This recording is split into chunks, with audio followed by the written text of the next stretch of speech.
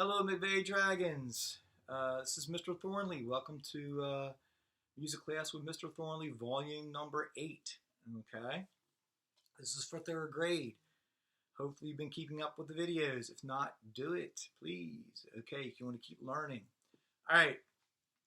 Last time we had class, we talked about harmony. It's our main focus, and we have 2 different terms about harmony. If we don't have harmony and we have a melody by itself being sung or played, doesn't matter how many people are singing or playing the melody, but if you're all playing the same melody part or singing it, that's no chords or ostinato, no harmony. That's monophonic texture. As soon as we add chords or an ostinato or both, all right, it's then polyphonic texture. Okay, polyphonic. And then the last time that last volume 7, I asked you to listen to my recording of You Got a Friend in Me playing the piano and trying to figure out what I'm playing. Is it chords or ostinato? Is it both? Did I do something else in there too? And we're going to go over that in just a minute. We're going to break that down, that song. Before I do, we also worked on chords as far as how to figure them out. C chord starts with a C note. Okay, we skip the next letter, which would be D, go to E, skip the next one, which is F, and go to G. So a C chord is C, E, and G. So when I play a C chord, I'm playing all C's, E's, or G's, like this. This would be a C chord. There's another one. C chords all over the place, like that. C chords. See. The way I played it with my left hand there was arpeggiated. It's arpeggio. One note of the chord at a time, and block chord here with my other hand. All right, so C chord, and then a G chord would be G. And we said last time we kind of went over the G chord, I believe, for you guys. Musical alphabet goes A through G and starts over again. So after G is going to be A. We'll skip the A, go to B, skip the C, and go to D. So a G chord is G, B, and D. You have a first, a third, and a fifth. So G chord, there's G chord, G chord. These are all G chords, G chord. Okay? So, whenever the chords are very easy to figure out a chord just by using your hand. Okay. Now, let's see what I want to go over here. Oh, ostinato patterns, just repeated patterns, and this is one I used last week. Kind of went over, or a variation of this, just 2 notes. That's in a lot of songs, believe it or not. In fact, it's in the song we're going to do today. Go over. You've Got a Friend in Me. So it starts off, You've Got a Friend in Me starts off like this. Missed the note there.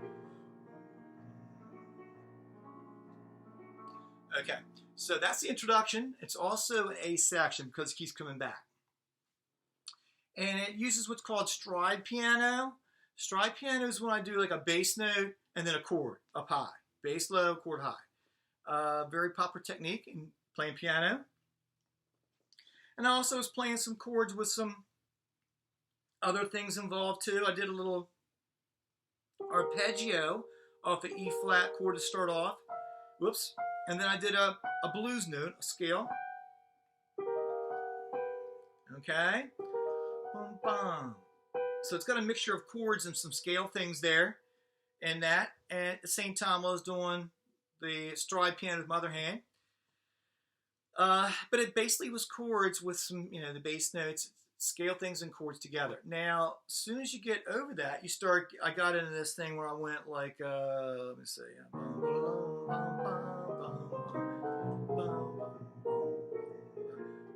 I did chords, but I did it like a tremolo, like that. And then I went, next section is the B section. And that's where this is going to come in. Okay, very popular bass run in a lot of music. A friend in me. All right, so it started off like that, and I had the chords and some melody notes written right in there, and then I did this it's called a walking bass line. It's made up of the scale, E flat scale, because that's the key I'm in. All right, so you have that, you know, bum, ba-dum, bum, bum. And they also have this. All right, so listen to me. Bum, ba-dum, ba-dum, bum, bum, bum, bum. Before this little run, you got that little thing, and that's called a fill, and it's made up of scale, little scale things too, and it goes nicely with, you know, after the melody, but it's a fill because it's not during the melody, but it kind of fills out the music, and it's a little melody on its own, kind of like, but not overlapping the original melody. So that's a fill. So you have a lot going on there. And that would be the B section. That's the verse section. Each time it's sung, that would be the B. It has new words. I was going to say, I lost my train of thought. It has new words, but it's the B section. So it goes. This song goes A section, B section, back to the A section, then to the B section again. It's a lot like Morning Is Broken, because this started out with an instrumental A section too, and came back. So, and then it's going to goes A B. Then it goes to a C section. All right, and that's where this little comes back again. Let's see, what's that? Smarter than I am. Just change chords with the same pattern. Let's see.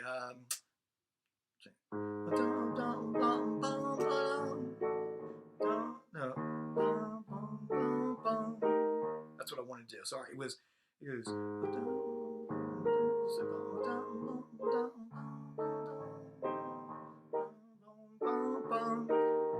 And then it goes, I'm trying to think of the next thing, I'm going blank here. So it goes, let me see.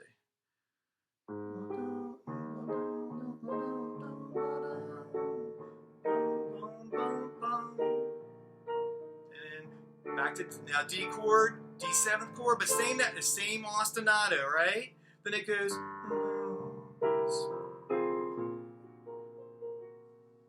Okay, my screensaver keeps coming off. I don't click it. I'll load a little bit. Then it goes back into, so it's all chords with a bass line here in this pattern a lot.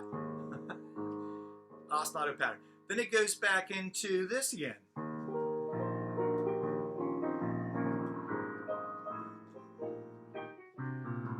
Another little bass run there, okay? Goes back into that. So in this song, and once you do the C section, it goes back into the B, and then it ends with the A like this.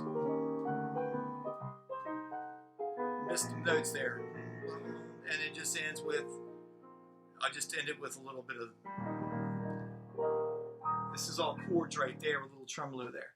So, but it ends with the A section again. So it's really like A, B, C, B, A.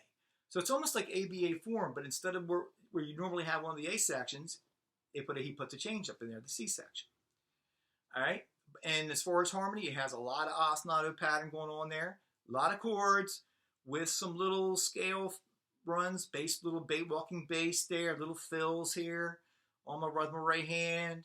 And I'm incorporating the melody in with the chords on my right hand a lot. So it makes it for interesting piano part to play. And it's a little bit challenging to sing over top of that, but it's not that bad once you get used to it. But it makes it for an interesting piece to play. So next thing I want to do is listening for some ostinato or chords. I'm going to place them. See if you know what this is. All right, so if I did this. What is this? Now I'm going to start with a different note. Back to the original starting point. Change another one. See, I'm changing. I'm changing. I started with a C note.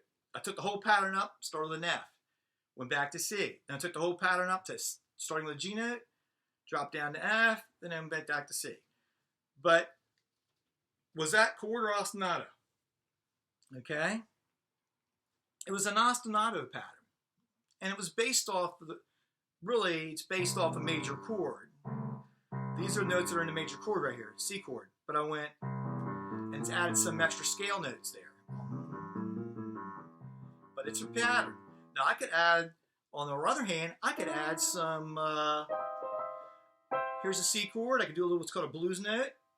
I'm not going to get into the blues scale here, but like this. As I'm playing that, and I go like, now I start on F, back to C. G, and then F, back to C. Okay, so I just was trying to say it and do it at the same time like that. So, and to show where I was doing my changes. And then you can sing a melody over top of that. You know, a nice bluesy melody. But that was chords and an ostinato pattern being played at the same time. Sometimes you might have like, you have lead guitar and a band jamming over top of rhythm section. You know, you could have something like this. All right, is this chords or ostinato? Okay, it's like an ostinato pattern, right? It's a very popular one in rock and roll or swing or that kind of thing, boogie woogie. And you could have the other hand playing some scale stuff off the like.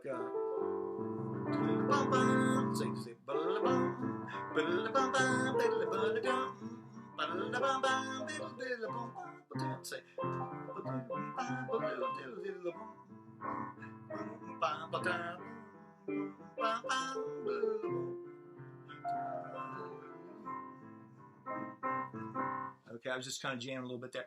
Anyway, I used a lot of what's called two different scales, pentatonic major scale and a blues scale part of it, but just know that I use some scales to jam over top of that. That's called improvisation, all right? But you can do a lot. You want to mix things up. You mix your chords, you know, you probably will have chords in some form throughout the entire song. Somebody's playing the chords in some way, shape, or form.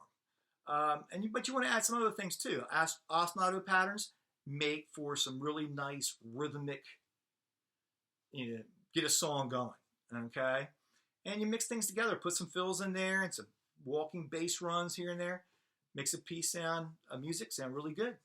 So that's our main focus, harmony, homophonic texture.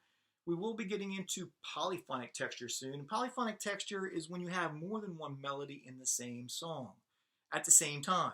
So you have overlapping melodies, okay? Overlapping melodies. And there's three ways to do that we're going to talk about that make